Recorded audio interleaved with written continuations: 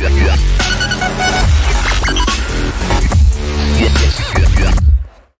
everyone and welcome to Forever Rugby on Forever Sports. Stormers 39, Griquas 6. What a performance. Welcome to Super Rugby Unlocked Stormers. We've been waiting for you.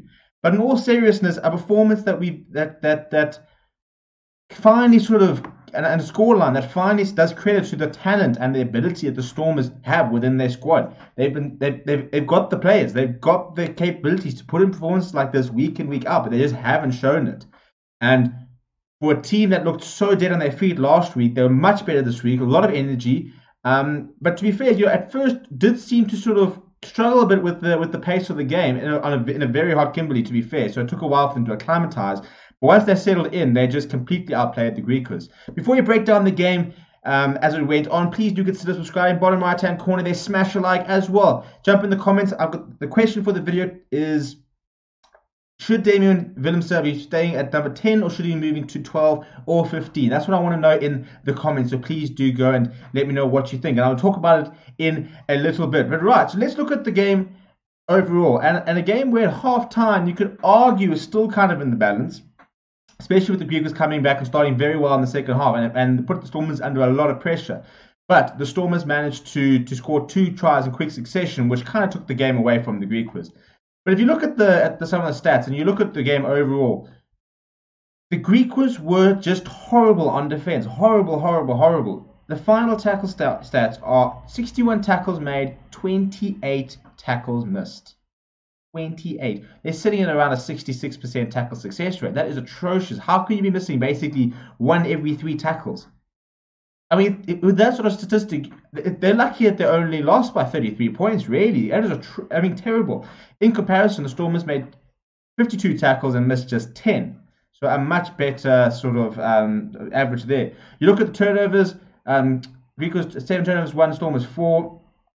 At the breakdown, Stormers winning 49 rucks, the Griquas won 33. Look, that is an area which I thought the Griquas were very good, and probably why the scoreline did reflect what it did, because the Griquas, there were some very, very big moments with the Stormers on the attack where the Griquas managed to turn over the ball and prevent them from getting it. And then in terms of set plays, Griquas line-out not good enough. 70% line-outs won as opposed to the Stormers 93.3%. 77% scrums won by Griquas, 100% won by the Stormers. So it was a case of the Stormers pack really pitching up and putting the Griquas under a lot of pressure, which just allowed the Stormers backline to get into the game. And can I just say, Warrick Gelant, the form fly half in the country, what a performance by him. He's such an exciting player, and I'm so glad he's finally playing some of his best rugby. I was so upset as a Lions fan that he ended up going to the Stormers. I thought he would be the perfect type of player for the Lions, and I tell you, he was brilliant today. I think 2 try assists. We'll look at his individual stats over here. Let's have them. So, just 29 meters. So he didn't run as much as some other players, but 2 defenders decent, and 10 pass, 6 offloads. He was fantastic. He just finds space. He gets around the park. His kicking was very, very good.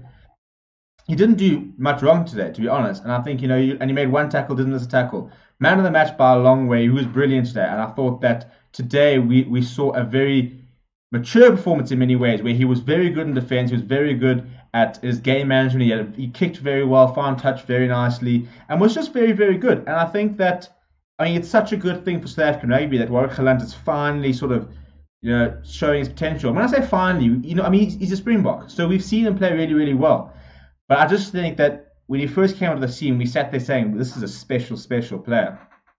And I think the performances we've seen as someone who's a good player, maybe not that next level. And now we're starting to see that next level, which bodes very, very well. Because I think if you look at how Willie LaRue was so pivotal for the Springboks as a sort of first receiver, really, and filled in a lot where sort of Pollard or a Fly usually would. That was a role that Warrick Gelant is playing very well. And I think, the Springboks will inevitably stick with Andre Pollard. But, you've now got somebody at Warrick Gelant who can distribute, who can put the players in gaps, who can be that first receiver and get a backline going. Possibly slightly better than a Pollard does, at least more creatively. Pollard, you've got that sort of very physical side of him, very straight running. But, in terms of unlocking defenses, not necessarily his best attribute, which is fine because it fits the Springbok mantra. But that's why Willie LaRue brought so much to the Springboks, and that's where Warrick Gelant will hopefully just take on the mantle. Apart from that, some other big performances. Jono Augustus, who I think is a player who's very talented, was much, much better today.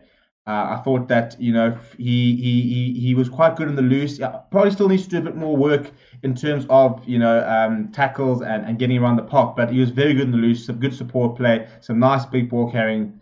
So I thought he was very solid. I thought Marcel Tiersen on debut was very good, made a lot of tackles, worked very, very hard. Netlin Bashir also played very well. Steven Kitshoff looked absolutely knackered when he came on, as was the work rate that he offered throughout the game. There were very few Stormers players you could sort of look at and pick out and say weren't particularly good. Rikus Pretorius and Dan du Plessis finally you started seeing a bit of a relationship sort of gel there. Angelo Davis was very exciting when he got the ball.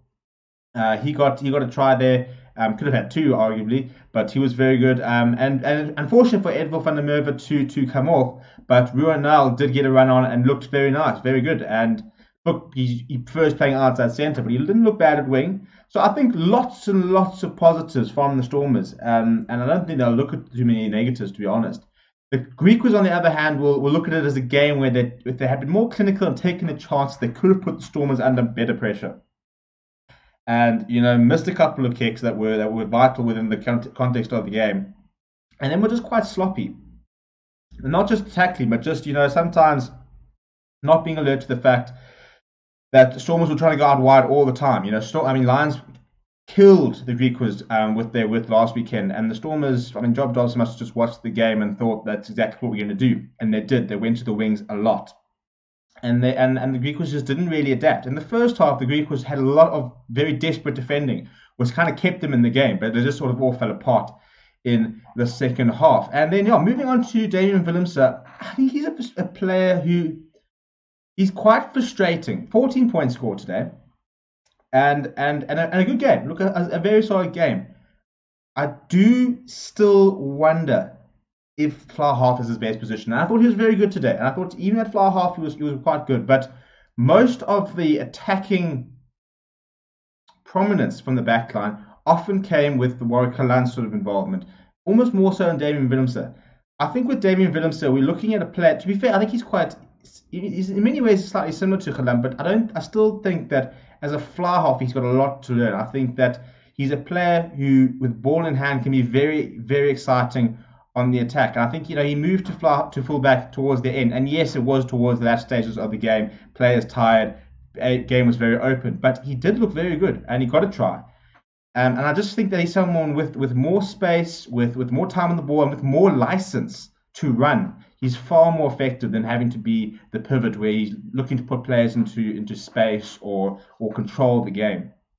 So I think that's something that the Stormers are going to have to look at, because Warrick Gelant, you can't move him out of fullback, but I do still wonder if Willemse is a flower half for long term. That's what I want to know in the comments. Jump in the comments, let me know what you think.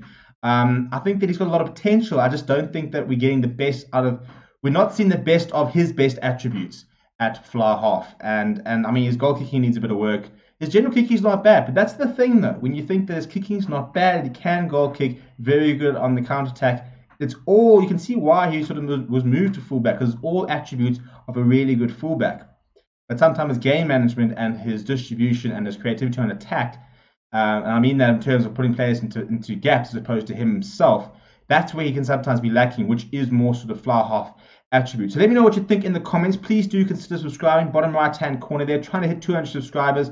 Please do also smash a like, share the video, and invite your friends to come and be part of the channel. Thank you very much for watching. Bulls versus Lions, the Trans-Mexico Derby coming up. Really looking forward to that, and I'll chat to you very, very soon.